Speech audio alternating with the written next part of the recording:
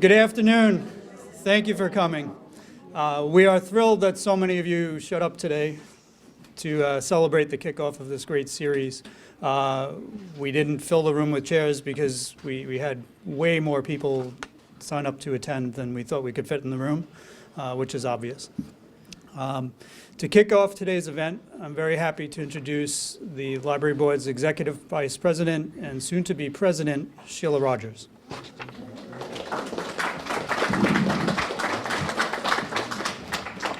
Hi, everyone. Today is a really bittersweet day at the East Hampton Library as we're here to celebrate the dedication of the Tom Twomey Gallery, which is named for our chairman who left us this past November.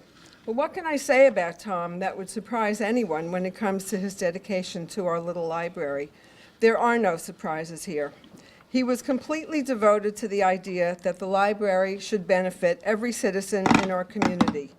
He loved that we could trace our library's roots to Benjamin Franklin and his friends in Philadelphia, who made sure that books would be available to everyone, regardless of social and economic status. He was very proud that the East Hampton Library was modeled after New York Public Library, which is only 2 years older than us. Like New York Public, we raise a good deal of our operating funds and all our capital funds privately. Tom's vision supported that concept, as he didn't want the library to be a major burden on the residents of the community as it is in many other places. When he traveled to other towns in the country, he always visited libraries and brought back their brochures, and he would say to the library board, "How come we're not doing what they're doing?" He would bring things from Martha's Vineyard and from Nantucket, and he was so proud of what we could do. He'd hunt through antique shops for items that he knew belonged in the Long Island collection, and then he would ask his friends for money so that he could buy them. Tom figured out a way for the Long Island collection to have enough money for new acquisitions by using the unspent funds from the 350th anniversary celebration of the town. Of course, it was all money that he helped to raise. Now, 20 years ago, when Tom joined the library board, there were 35,000 items in the Long Island collection. Today, there are 100,000. His family wasn't local, but he celebrated the history that makes East Hampton unique, as shown by the 6 history books that he edited and published for the library, the last of which is being launched today, which we have right here. And we hope everybody buys as many as they possibly can. But we can thank Tom's leadership for moving us forward here. 20 years ago, the library did not have a reference librarian. Now there's always someone to help with the research. The library was not open on Sunday, and it didn't offer many programs. Today and every day of the week, residents join us to learn and be entertained. Tom always asked every member of the board for their feedback on new ideas that he came up with, or anybody else's ideas as well. But when a library board member's phone rang at 7 in the morning, it was usually Tom asking what they thought about something. I'd like to know, when did he sleep? When we needed to raise money for a new project, Tom was always the first one on the phone, asking all his friends and colleagues to help. He always gave credit to everyone and took very little for himself. He knew how to get the best from people through encouragement. In the 20 years that I worked with him, I never once heard him criticize someone for doing something that he didn't like or agree with. Tom was my friend and mentor, and we would have to be here all day if I were to tell you everything that I learned from him. He left a mark on the history of the East Hampton Library that will continue into the future, and he set a path for us to follow and gave us the courage and tools to create new beginnings. Every member of the library board wanted Tom's name to be emblazoned on an important room in the library, so it would be there forever as a reminder of what he did for us. It was appropriate to select a space in the new edition that he worked so hard to bring to life. And so as of today, the beautiful room behind us will always be known as the Tom Twomey Gallery. We all have Tom to thank for his relentless energy and devotion in helping to make the East Hampton Library one of the finest small libraries in America. So thank you, Tom. Now I'd like to introduce a resident of Amagansett who was Tom's friend and a great friend of the East Hampton Library, Alec Baldwin.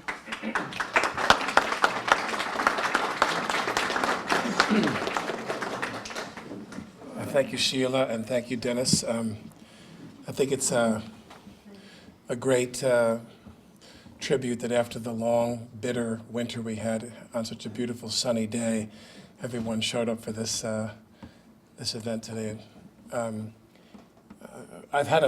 wrote a letter to the editor of the Star, in which I shared that I had kind of similar feelings when my own father passed away. 55 years old, he had taught for over 25 years in a Long Island school district and was a real fixture in the community, you know, Cub Scouts and Little League and coaching ball at the school and teaching at the school and so forth. And then when he passed away, it was it hit a lot of people hard. He was a real civic leader and a real civic contributor. And you know, when Tom contacted me about the library, when you think about what you want to channel, whatever resources you have, financial or human or otherwise, one of the biggest things that you weigh is who's doing the knocking, you know, who's ringing the doorbell. And when it was Tom, you know, Tom got people's attention because he had such integrity and he cared so much about this area. And he was so devoted to so many causes out here. So when Tom said, you know, would you help me in whatever way you can to try to put our shoulder into finishing this library project, I just, like a lot of people, I thought, how can I say no to Tom, you know?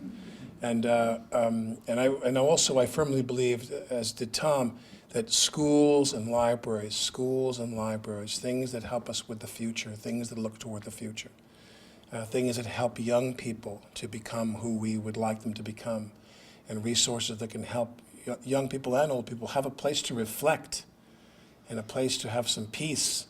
I know that we live in a world where there's this furious digitization of everything now, and what you read and what you learn is on a tablet that you paid a lot of money for and you got to plug into a wall.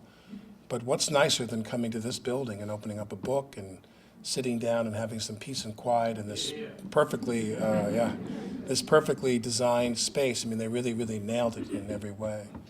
And so I just want to say I'm grateful to everyone in this community who will help carry on Tom's work, because there's a lot more work to be done. There's always work to be done on behalf of the libraries and the schools and other activities that we all believe in to keep this community what it is, which is a very, very special place. As we all know, this is a very special place, and it remains so because of the work that all of you do and the focus and the leadership that work is given by someone like Tom. So in Tom's memory, I hope you will remember to continue to support the East Hampton Library. Thank you.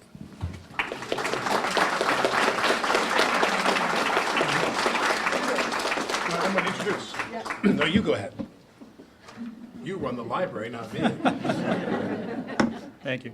We're really fortunate that Judith Hope has offered to speak today as well. So Judith.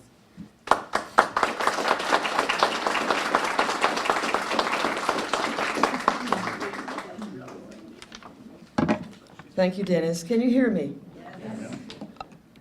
There's truly nothing in the world that would please Tom more than to see this lecture series launched this evening. And I want to express not only my gratitude, but also my admiration to the Board of Trustees and to the staff for both the speed and the skill with which you've put together this marvelous package of lecture series. It's just extraordinary, and I sense it's going to be a major contribution to the community that my husband loves so much.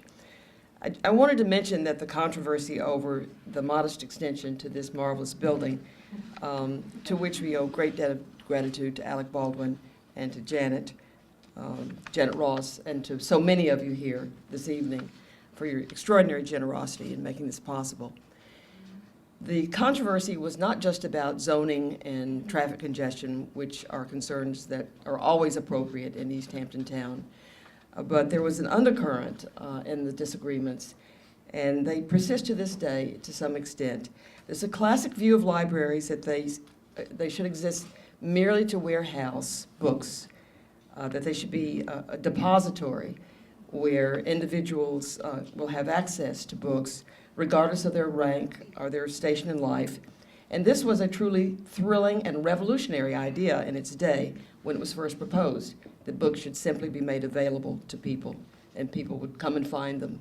And, but of course the world has changed, and there is today a more progressive view of libraries that they can also be places that actively encourage the vigorous exchange of ideas and information, that libraries can and should promote activities that draw people into the presence of books where they might discover for themselves the treasures to be found here. Now, many of you know very well that in any contest between the active or the passive, you know very well where Tom Twomey could be found. He was, I think he must have been a political activist from the Cray Lawn, and his sisters can probably attest to that. Tom's love of and his great faith in the format of the real-time lecture was deepened by his experience with the 350th anniversary of the town of East Hampton. That historic event was celebrated with a lecture series where he worked with so many of you for the very first time, Bruce Collins and Don Hunting, who became very, very close friends and mentors to Tom, and so many others. It was a time when he also discovered the extraordinary depth and diversity of knowledge and talent right here in this, our own community. That series of lectures provided the basis for the first of these 6 wonderful books that Tom edited with the patient assistance of his remarkable assistant, Janice Olson. The collection of books, Janice, take a bow. Many, hundreds of hours Janice has invested in these books, she can tell you. This collection of books brings together, in most cases for the very first time, very valuable information about the history and development of our town. The books guarantee that this particular body of knowledge will not be lost, as is the case with so many local histories. Our story in East Hampton, unique and almost always surprising, will be preserved, and I have no doubt will be greatly valued as time goes by. I want to express my gratitude and to congratulate the authors whose writings are being presented here this evening in this final edition so lovingly edited and published by Tom for the benefit of the library. Norton Daniels, Hugh King Jr.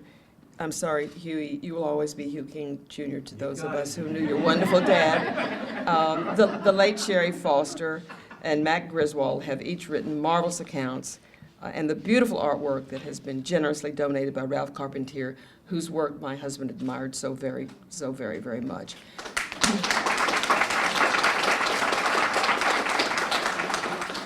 Speaking on behalf of Tom and speaking for his sisters, Florence and Mary Claire, and for my children, Erling and Nissa, and for our grandchildren, we thank the Board of Trustees and the staff, and particularly Brooke Kroger, who's been such a dynamic driving force behind this series. I hope that this day records the history of this day as one more special day in which East Hampton Town celebrated our strength of community and reaffirmed our long-held commitment to the dedication of the free and vigorous exchange of ideas. Tom would be so proud to know that future seekers of knowledge and understanding will pass through corridors bearing his name. Every once in a while, a special person comes along, a person with a sense of purpose, the determination, and with the talent and the skills to make unlikely things happen, and to bring other people along on the adventure, difficult though it may be. My amazing husband was that kind of a person. He loved life and he gave everything he had. He loved his community and he gave everything he had to it. We were, all of us, I believe, privileged to know him, and I thank you for recognizing that. Thank you.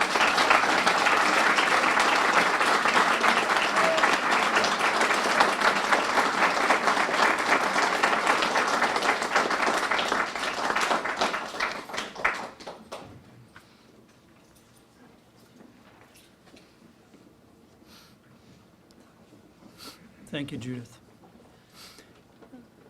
I'd now like to introduce our longest acting board member, Ann Chapman.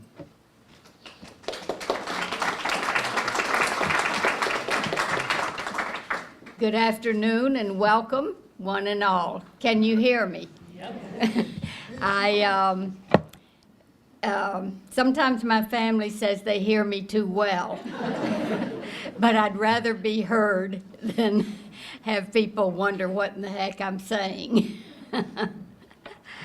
I first became interested in the Long Island collection many years ago. I was on the board and was interested in everything to do with the library, but it was after the 350th anniversary when any monies left over from the fundraising that took place for that celebration with the parade and lectures all year and so forth, any leftover monies, if there would be any, nobody knew, would be given to the East Hampton Library for the benefit of the Long Island collection.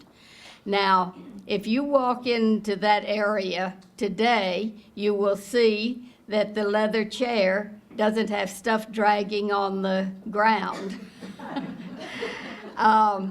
It was so bad that one of the, shall we say, older board members, and I was much younger then, but one of the older board members, but she wouldn't stop talking. Dorothy King was the person who was the head of the Long Island collection. She was a shy but very competent lady who was born here, grew up here. She was a real Bonnicker. But she was so embarrassed with this woman complaining that I finally brought my station wagon over here and had my sons help lift the two broken down chairs, and they stayed for several years in my garage, which didn't help them much, but nothing was helping them. So the reason I bring that up is that money from the 350th anniversary of the town of East Hampton was not used to fix the chairs.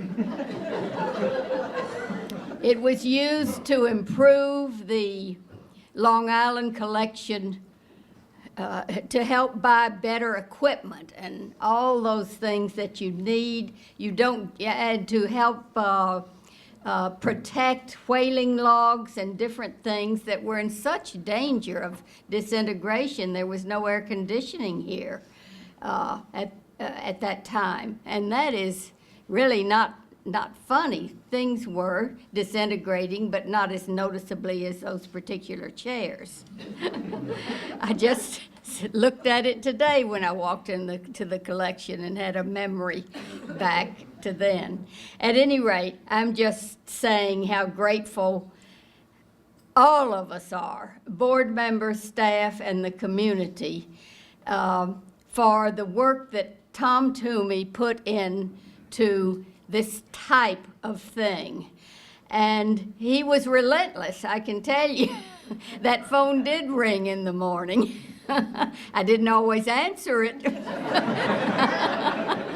because I'm not a morning person, but I knew who was there.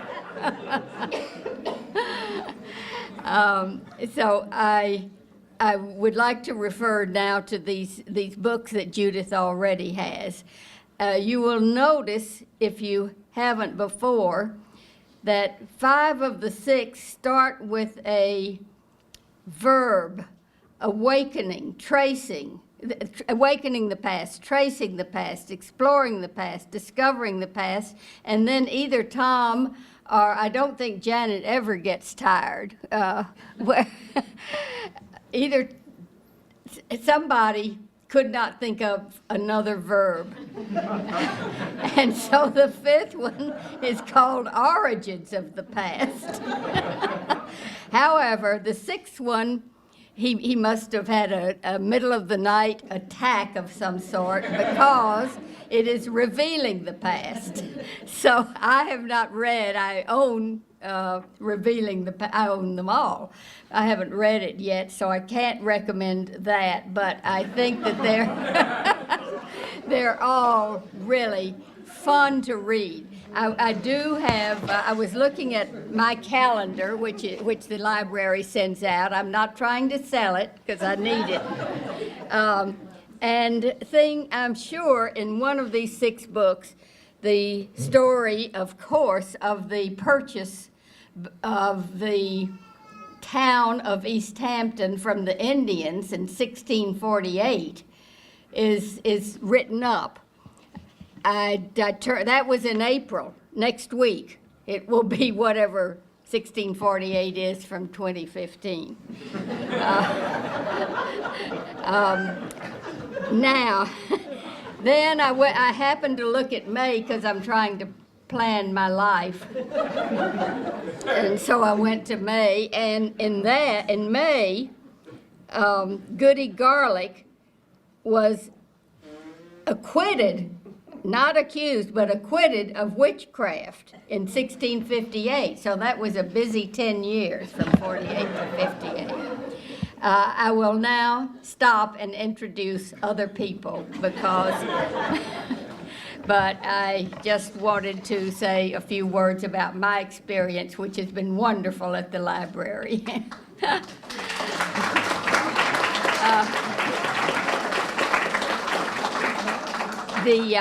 I would like to thank, it's Caroline Los Arcos. I have never met her, but she's the daughter of Richard Talmadge Perkin, and the family gave in Mr. Perkin's memory a donation to help get Volume 6 printed.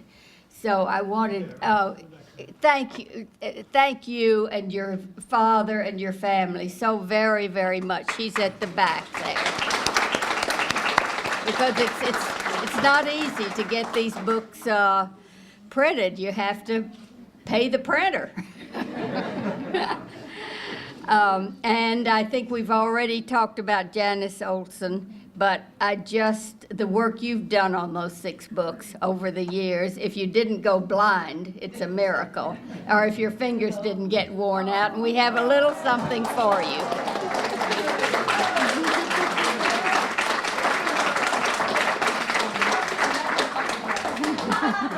It's not a gold steno pad. No.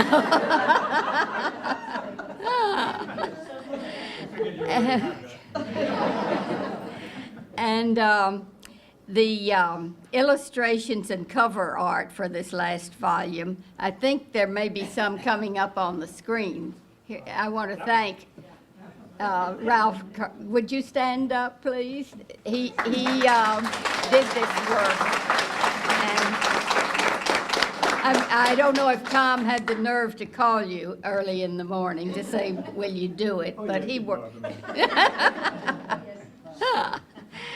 And now I would like to introduce Gina, the Miss Librarian of the Long Island Collection. Gina, I never am quite sure how to pronounce your name, even though I asked you 30 minutes ago. So would you mind coming to the mic and talking about what you're going to talk about, which is undoubtedly the Long Island Collection, and tell us how to pronounce your last name. Thank you very much, everyone.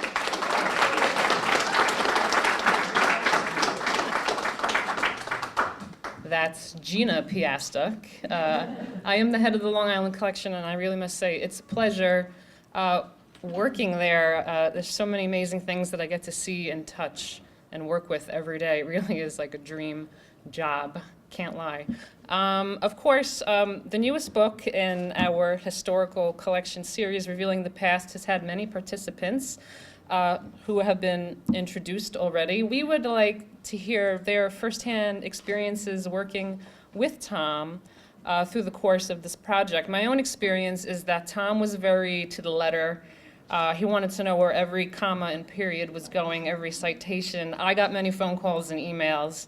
It wasn't easy, but Tom was always a pleasure to work with. What I'm going to do right now is kind of show you what we've recently acquired, which is always very exciting.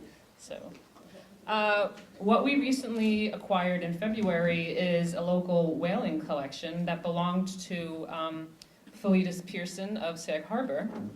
This is a 19th century image of him. He was a whaling captain that actually was killed by a whale, unfortunately. There are, okay, so this is one of the items actually in the collection. This is a whaling log that belonged to the ship Hannibal. It's 1825. It's probably one of the earlier whaling logs that we now have in our collection. And it adds to the other Hannibal whaling logs that we have. This is part of a collection of 4, actually, so we have many, and I'm very happy about that. Our next image is a page from the ship Daniel Webster, which was captained by Fabiszak Pearson, who you just saw. This book is great because it has a lot of lovely whale stamps. When they went whaling, they used the stamps to mark when they saw whales or when they caught them. So always very interesting. This is very interesting. It's been my experience that we normally don't acquire artifacts. This is a whalebone swift, and for those of you who may be familiar with knitting, the swift it's adjustable. It actually goes in and out like an umbrella, but you can actually take a skein of yarn, place it on it, and you can use it while you wind off the yarn to make into a ball. Better than using your hands. And finally, this is actually a very large scrimshaw pan bone. We do not have scrimshaw in the collection, so this is very exciting for me personally. It's very large. It's about 8.5 by 11 in size, and it depicts a whaling scene, and it's absolutely beautiful. Okay. And I think I'm going to hand this off to Dennis.